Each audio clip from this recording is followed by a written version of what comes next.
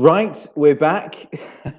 Just a few technical difficulties there, just swapping over from different screens. But we are back. As I said, it's all about how culture really sets employer branding. So, jumping into a healthy discussion, a healthy panel discussion to really find out the answers or find out how we can all move forward by putting together the culture and employer branding together and really getting the results we want. So, I'm going to warmly invite to our virtual extravaganza, HR extravaganza right now, co-employer brand consultant of Cat on Coffee, Katerina Sonic. Katerina, I can feel you coming.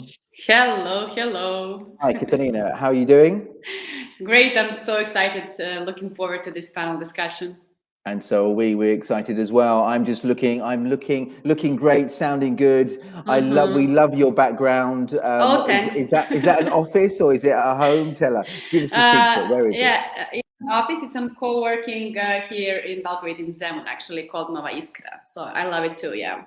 We love it, and I might even pop over there while I'm here in Belgrade. Why not? Absolutely. Right. Okay. So you know the drill. I will now hand it over to you. Towards the end, I'll pop back in, and hopefully, if there are any questions or any comments that our viewers want to pose to you or the panelists in terms of the topic, I'll do that. So over to you, Katerina.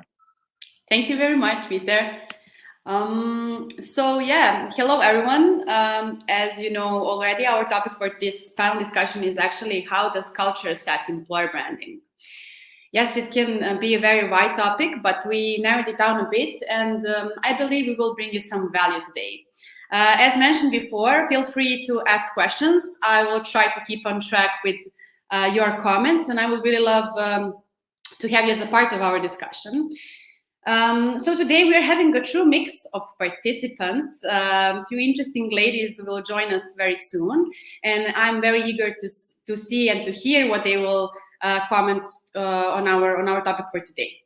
So it gives me a great honor welcoming all of them, and let's meet those ladies who will share their experience with us today. So for start, we have Monica Ivanovic as head of employer branding at Infobip, coming from Croatia. Monica, welcome. Hi, Katerina. Lovely to be here. Thank you for being here with us today. We have Elena Savjoska, Global Communications Business Partner at Endava, coming from Macedonia. Hi, everyone. It's nice to be here. Welcome. We are having also Slađana Đurović as HR Director, coming from Telekom Montenegro. Slađa, welcome. Hi, hello from my side.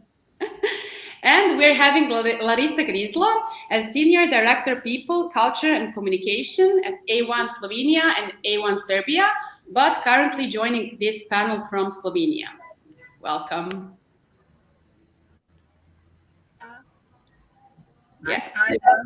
Here we see right now. So, as we all joined, I will jump straight to our topic for today, since we have a lot of interesting questions, and I believe we are all excited to actually start the conversation.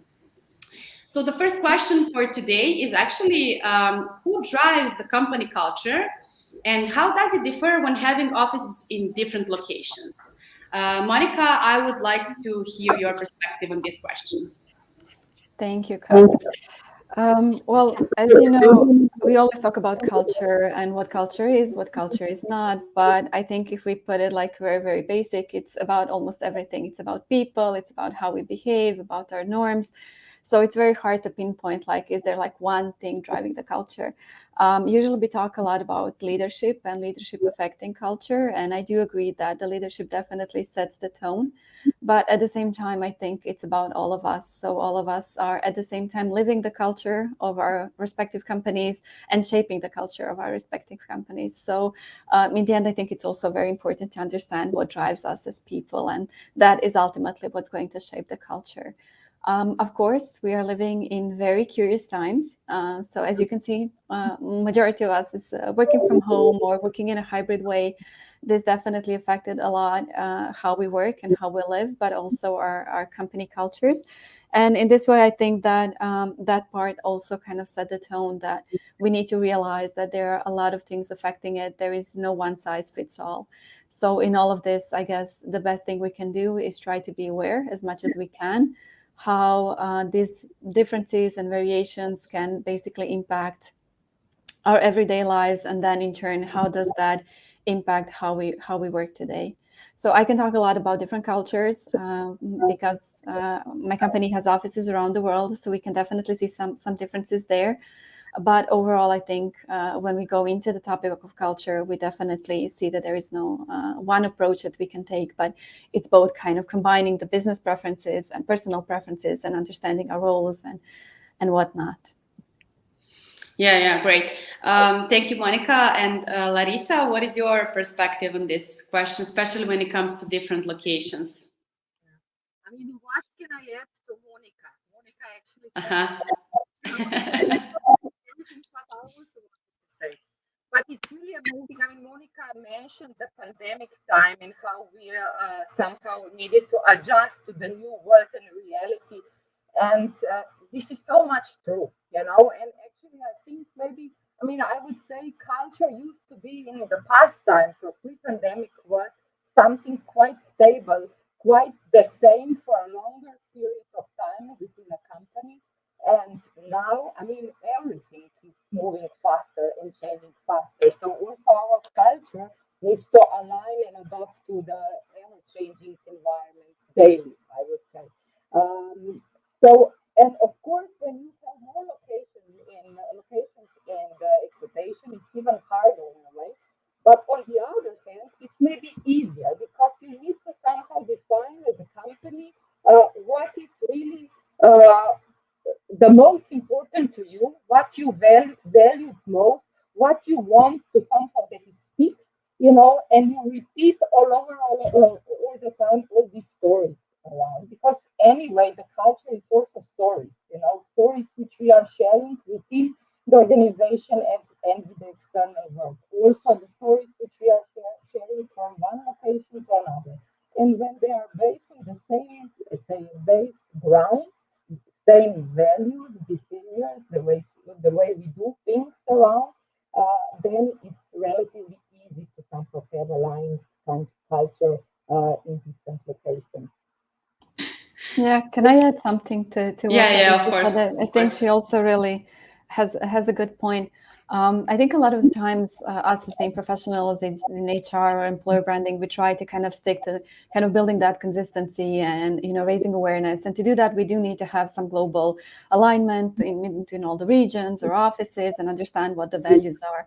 Where I see the biggest differences is in the behaviors part, and this is, I think, the part that is somewhere where I see that we can actually have these differences, because in this kind of set where we have all of these different cultures and functions and departments, it's not so much, of course, on one hand, it's about how do we then align and what connects us all, right? So usually that's the values part, but then how do we put those values in action is usually the part where we can be a little bit more creative and have a little bit more freedom, because whatever we choose is probably going to look a little bit different in different regions, in different departments. So it's kind of both having this consistency, but also having the flexibility and the freedom. And then it's our job, not very easy one, but nevertheless the most interesting one, to make a balance in between the two and to understand like where can we make compromise, what do we expect of all of us together, and where we can see this freedom and flexibility. It sounds to me like we need to be sometimes like some kind of magicians in order to achieve all of this. But I believe there is always actually space for us to be creative.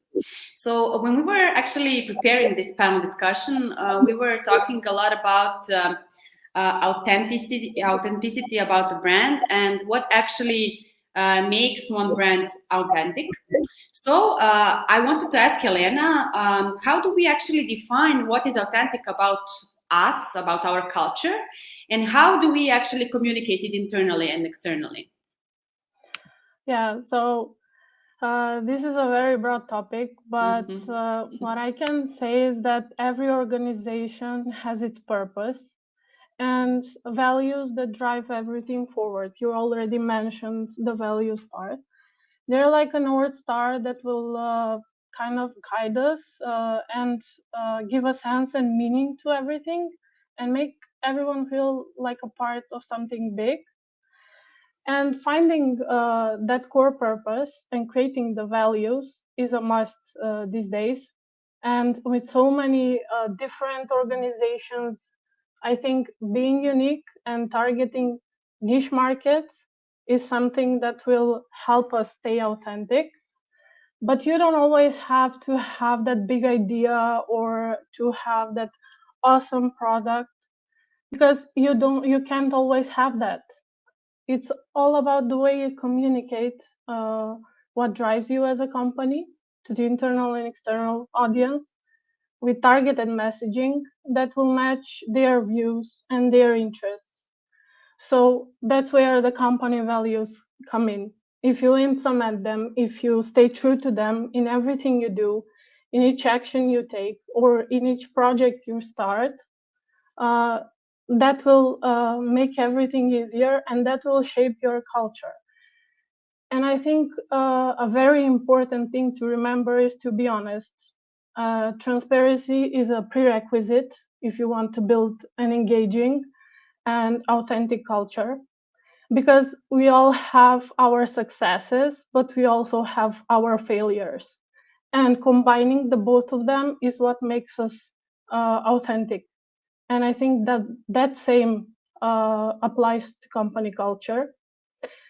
And as a few takeaways I would like to share of how you can ensure that your culture will stay authentic, if you have in mind to own and live the company values, to communicate early and also consistently with everyone, to inspire your people to be the best that they can be, empower them, but also to take care of your people, to own your failures and your mistakes, to give acknowledgement and rewards, and to make the right decisions, which might not always be the popular ones, definitely, but to always stay true to yourself.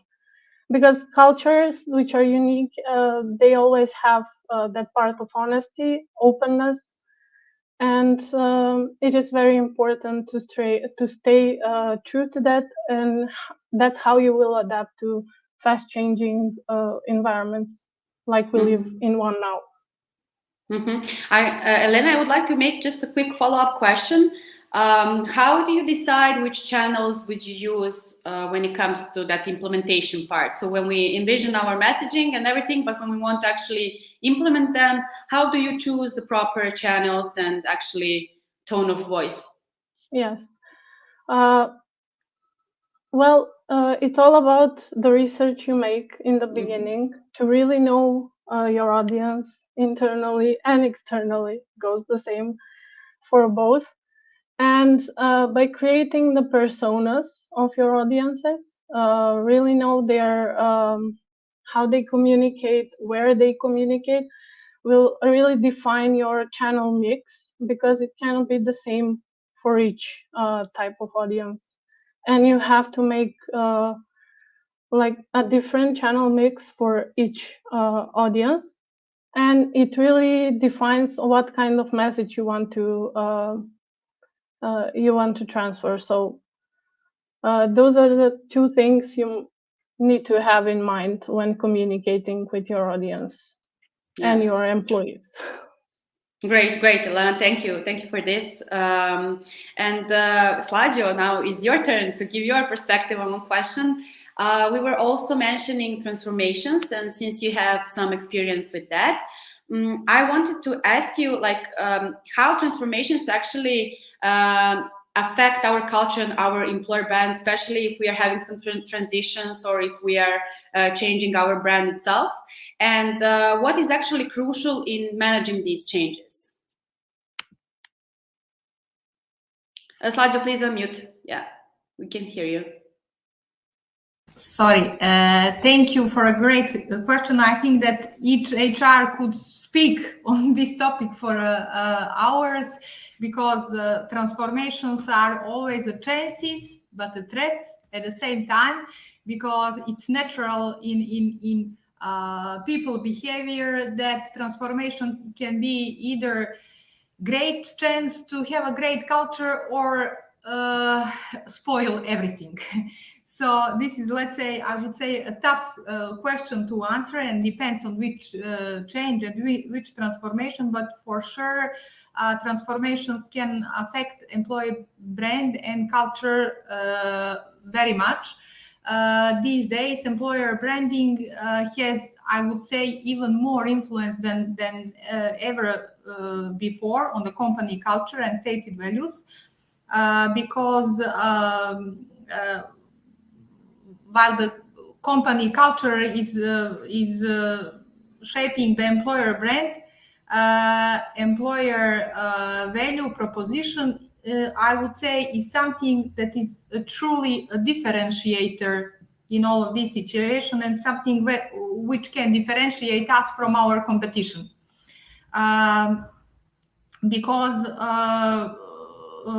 in all those transformations which we do, we change the essence of the company. For example, we change the company structure and the dominant generation in the company structure, and then we need to change employee value proposition, or what we are offering to our employees. When I say employee value proposition, it's not only the set of benefits that we are offering in exchange for some skills, capabilities, and experience of employee, but is a set of values, characteristics, daily experience which our people are feeling. And in my previous experience, I had different transformation experiences. One of those was when we changed one bank, which was fourth on market among 15 banks. And after the transition and change we did, it became first. And then after it became first, it was sold. So the culture, all the transformations and everything what we did was really a huge experience for me. And here is where I learned how this employer branding, EVP transformations, and generations, dominant generations in company are very connected, because we turned from the generation which was in average 43 years old, bank with average age of 43 years old, to a bank with average age of 37. Even though maybe this is not some huge difference in years, it is in generations. So all the things that worked in the same bank before that and after the change didn't work. So I would say that these two things are very connected, and what is the dominant generation in the company, this sets actually the company culture together with the leadership and everything that ladies already mentioned is a very important elements. Mm-hmm. Yeah, and I also have one follow-up question for you, Slađo. When it comes to supporting these kind of changes in form of having a great team, people who will actually make the magic happen, can you maybe share your experience when it comes to that? Like actually people being ready to support all of this happening in your company? Mm-hmm. Is there any team setup or anything that you did during these transformations? I think that Elena spoke about transparent communication as a very important element, and in all the changes and transformation, I think this is a crucial moment. But what is tricky there is that when there are times of transformation, the big ones, you cannot transparently talk from the beginning. So this becomes an issue, because then there is a gap between the expectations of people to tell them the truth and to be the first to tell them the truth, and the moment when you can talk. But actually what I saw is that really it's helping when you have the honest discussions with people, trying to put yourself in their shoes. And when you make an atmosphere when they can tell you what are their fears, why they see the change and the transformation as a threat, not as a chance for them, and what is actually their problem. And when you try to understand this perspective and try to give them the main company messages from this angle, then you are starting to build a stronger, I would say, relationship, and then it's easier to explain all the transformations. Because it's in people nature that in transformations they think more about themselves than about the company, and it's important that you understand this moment, and you really talk with them honestly on a personal level, not on some scientific level, not with huge HR foggy words, but you try to speak with them like with a sister, cousin, mother, on really personal and basic level. Great, I would say human and one-to-one approach. Yeah. Thank you, Slađo. So we are moving with the more interesting questions. I would like to remind you from the audience, in case you have any questions for us. I'm keeping track on your comments. So also during our preparation for this panel, we mentioned internal benefits and how they should actually shape our position on the market. We should do things internally first, and then to actually try to communicate them externally. So what does your experience look like? I would really love to hear some examples also. Larissa, this is a question for you, and I would ask you if you could speak a bit louder because we are having a bit of troubles hearing you. Can you hear me better now? We're having a bit of troubles, but you can try, and then I will let you know. Okay. I mean, as you mentioned, whatever we do and communicate externally, we should first really leave everything internally. I mean, this is authenticity, which Elena was talking about before as well. So I have really some great examples. Can you hear me now? Maybe. I think we are having some echo right now. Maybe we can check out with the technical support if there is anything you can do to make this sound better. And if you have some headphones, I think they would help. Okay. About now? Yeah, it's a bit better. Yeah. Great. So I started to explain how important it is that whatever we speak externally or what we want to share externally, we need to first live internally. And we really can have such a great opportunities to somehow connect all these things together. I have some very, very nice ideas or examples from our company, I would say. The Serbian audience, which is currently watching, maybe still remember at that time we were still VIP Mobile. So back in 2009, we were launching one great product for newly born mothers, Mame Dobrodošle na svet. And it was so amazingly accepted. I think that with this product, we really bought our customers, I would say. But initially, the initiative itself was really meant for our internal mothers. That was in the time when in Serbia, the law on maternity allowance was changed drastically. And a lot of newly born mothers, I would say, got quite significantly decreased monthly allowance, maternity salary. And internally, we decided in VIP at that time that we will be compensating the total amount of previous salary to the newly born mothers in VIP. And that was actually a great idea to offer then, or to develop also the product which we were then offering to our customers on Serbian market. amazing product. Then another example, in Slovenia, we are already like 5 years pet-friendly company.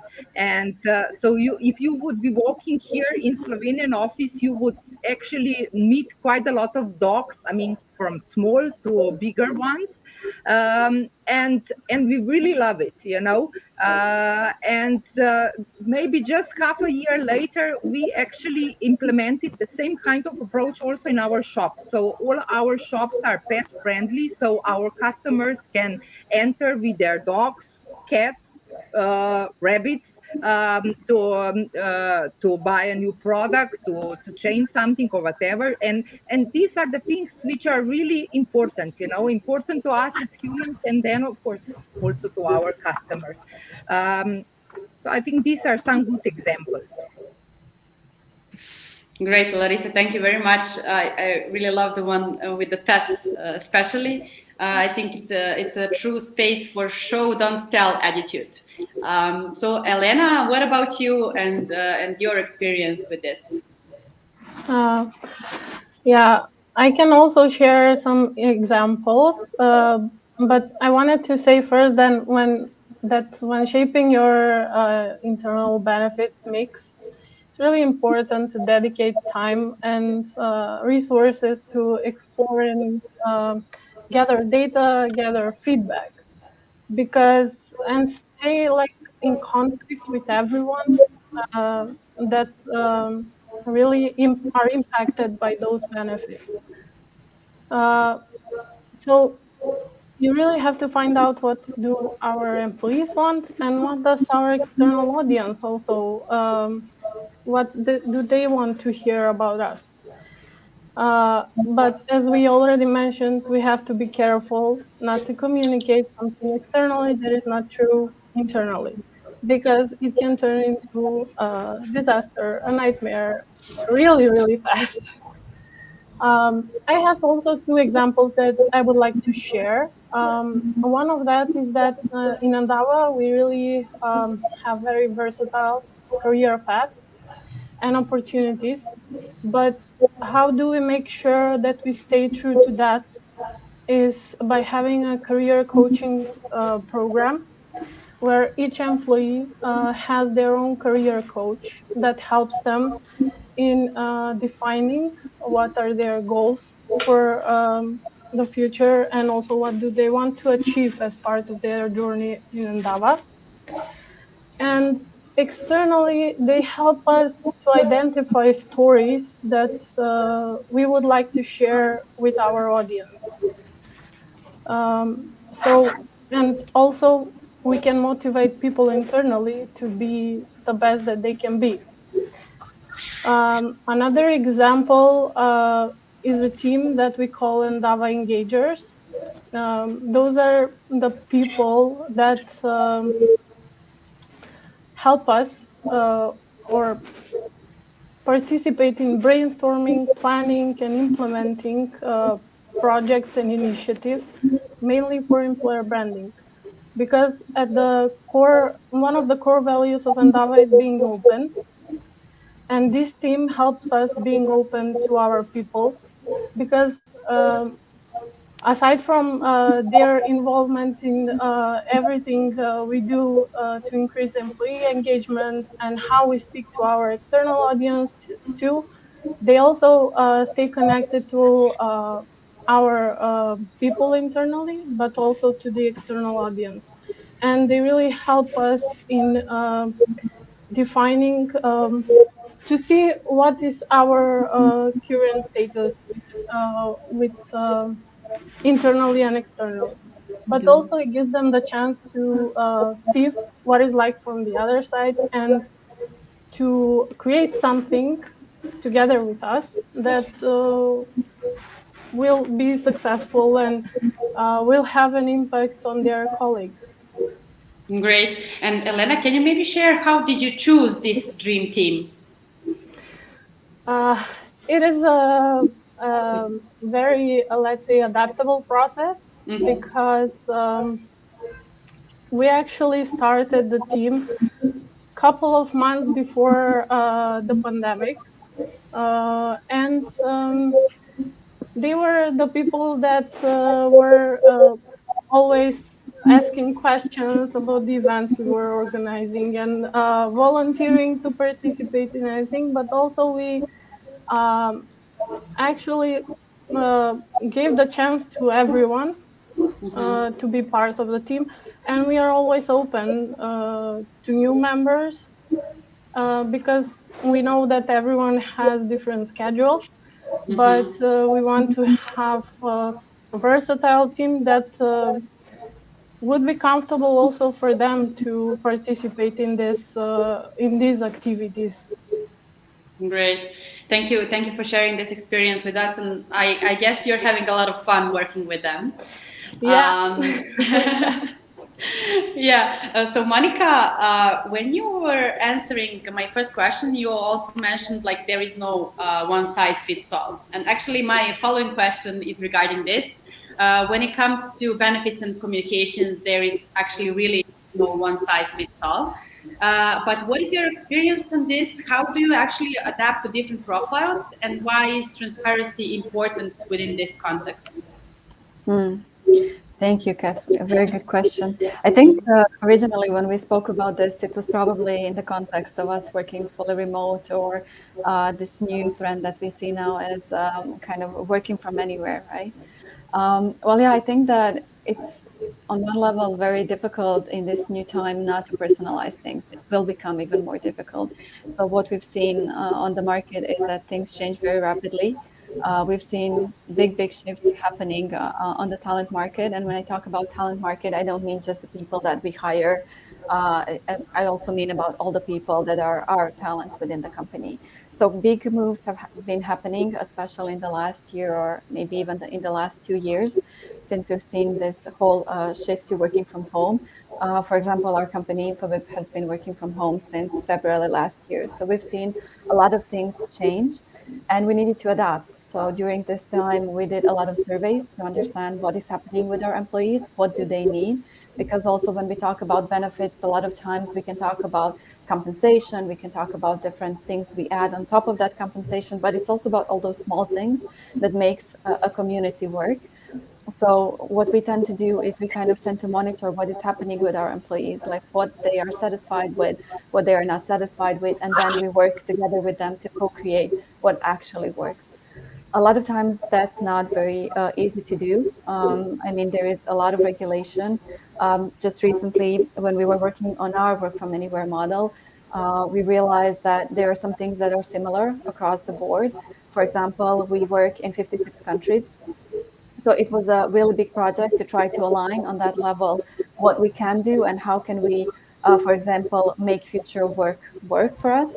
But at the same time, we saw that people, have basic needs that are very similar across the board in almost every country. So by kind of doing both that, kind of understanding where the constraints are, what can happen, and then at the same time where the heart of the company is and where we want to be in the future, we work kind of towards building the solution.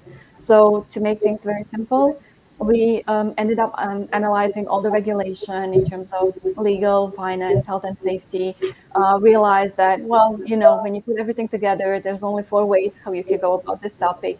And then we talked with our employees, did a survey to understand, well, what do they think? And we think that the future is definitely in the remote work. It's, I think, here to stay, regardless of how much we want to develop in the future. And we will continue to build new offices and campuses around the world. But I think that some things will probably remain the way they are now. So it's very important to understand then how does that impact work. And we saw big differences, for example, in different regions. I mean, when I look at also cultures, which is also why we are here today, that also impacts a lot what the people choose, whether they lean more towards, for example, working in the office or working, for example, fully remote. On the other hand, like Slajana mentioned, it has a feedback loop. So depending, for example, if people are working in the office or fully remote, it will definitely impact how we work, which is then again our culture and our behaviors. It's very difficult to talk about teamwork if we are all scattered around the world, right? So we have to find ways to come back together, to work together, or for example, innovation. It kind of happens in the intersection of all of us working together.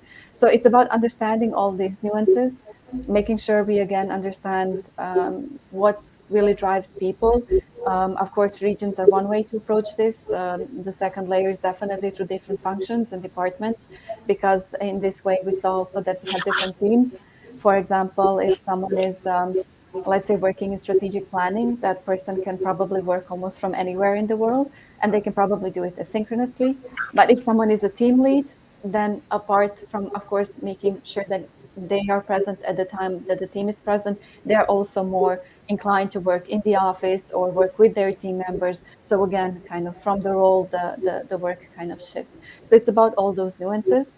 And I would say we also have to keep in mind that our processes changed a lot, so that has had an impact on everything that we do. But also it's about inclusion and fairness and making sure that all people are actually included, because we saw also that some groups of our employees responded differently to the circumstances we're in.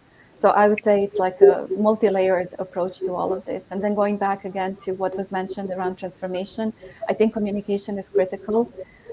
Even if we don't know, to be honest, the answer, I think it's good to say we don't know the answer, that we will build the answer together. I think the majority of issues and challenges come when people don't know what is happening, because it's in that space where we tend to create all those black clouds that are not necessarily there. So it's about kind of keeping a consistent communication towards our employees and making sure they understand where we are with the program, what is happening now, what they can expect, because these changes that we are implementing have huge impact on our everyday lives. Whether we are going to stay in the city where we are, do we have to move in the city where the office is and come back to work? So this has like a huge impact on human lives beyond work. So yes, I think communication and what Elena also mentioned is part of this change management and kind of transformation management, because in this way we've all gone through a really, really big transformation. But it's also about honesty, it's also about fairness, it's also about, again, being true to yourself, to your authentic values and what you stand for, and then working from that point on. And I already mentioned with example with the teamwork. So for example, if that is our value, how do we make sure we live that value in practice? Well, yeah, thank you very much, there's a long Monica. story Yeah. with a lot of details, but I hope it helps. Thank you for sharing this. I would say if anyone says that employer branding or culture management is an easy thing to do, I wouldn't agree at all. So thank you for actually connecting all of this. I have actually one last question, because we are close to the final minutes of our panel discussion. So Slađo, I would like to ask you, when we actually ask our employees how do they perceive company culture, they would all have their perception based on their own experience. So actually, how do we connect all of these experiences with our culture and our impact on the position on the market? If you can share a few thoughts on this topic, please. Okay, so actually employee experience is the company culture through employees' eyes, how they see it. So with all of these surveys that we are sending and all of the feedback sessions that we are having with them is to understand how they see the company culture. When I'm trying to explain difference between the company culture, employee experience and employee engagement, because people are asking me to explain the differences, then I would say that the culture is what we build.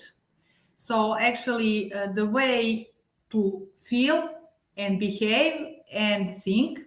Then the employee experience is the way we measure all of these, what we build, because the employee experience is based on their perception on interactions and happenings in the company. And employee engagement is, I would say, some kind of a reward of emotional state of a person, of their personal energy or passion to give something to a company. And then culture can be deliberated or organic. If it's deliberate, then we as the leaders and management, we are doing some things in order to build the culture. And when it's organic, then we let it go to be formed by its own. And when I'm thinking about the last year and some examples that we can share, we were thinking here in HR what to do in order to build a good culture. And because COVID was the situation where we all were sad, were down, there was no enthusiasm and things. So we thought that let's do something what is enthusiastic. And we from HR came with the idea to follow the global challenge, this Jerusalem dance. I don't know if you remember. And I went to the top management meeting in order to propose that we record with our employees dance challenge to invite employees to dance together in order to bring enthusiasm in the company. The first reaction on top management was like, oh no, please, in this situation, we would like to dance with people and things. And I then said, like, please, let's ask people, would they do this or not? And actually we succeeded. Actually 60 people participated in this one. And then this became viral. And a lot of people from outside called us to see what is happening in Crnogorski Telekom because people are dancing on the streets, and this became very funny. And they thought that you are a great company because you are protecting jobs, you are giving the benefits, and still you are doing some things different than the other people in era of Corona. So life didn't stop. We are still celebrating the life, I would say. And also, what worked a lot is the personalized immunity boosters packages that we were sending to people to their home addresses when they were sick of COVID. So they got some personalized things from the company with which we show care, because we wanted to build a culture of caring for people, not only with money or with calls, but with some small things. So these are the examples which in our case helped. Thank you, Slađo. I see Peter, he's here. Well, I've come on in as we're coming towards the end. I don't know about you, but I think we can hear some music from maybe another track. Can you hear music in the background? No, I don't. Okay, I can. No. Should we dance? It's almost like it's a radio show and you're telling us this motivational speech, and I'm like even more focused on your words as the music plays in the background. I can hear it in my ear, you can't, which is fine. I think we're coming towards the end. Any last words, Katarina, perhaps to wrap up? I'm just amazed what we mentioned to actually say during this short panel. For me personally, thank you all for participating, and I hope we actually inspire the people who were listening to us. Right, so all I have to say is Monica, Elena, Slađana, Larisa, and naturally Katarina, thank you so much for having this beautiful, healthy discussion together. And I'm sure those of that were listening, if they haven't already reached out to you, perhaps over LinkedIn and contacted you, perhaps now is probably the right time to do so. Thank you so much for your expertise, your words, and naturally your time. So thank you so much. Thank you. Bye. Enjoy. Bye. Goodbye. Bye. Right. We move on. We move on now to move on to our the last session of our day number 2, people-centric HR, and this is all about the voice of the employee. So in a few minutes' time, we'll be starting our next session. Last session, all about the voice of the employee.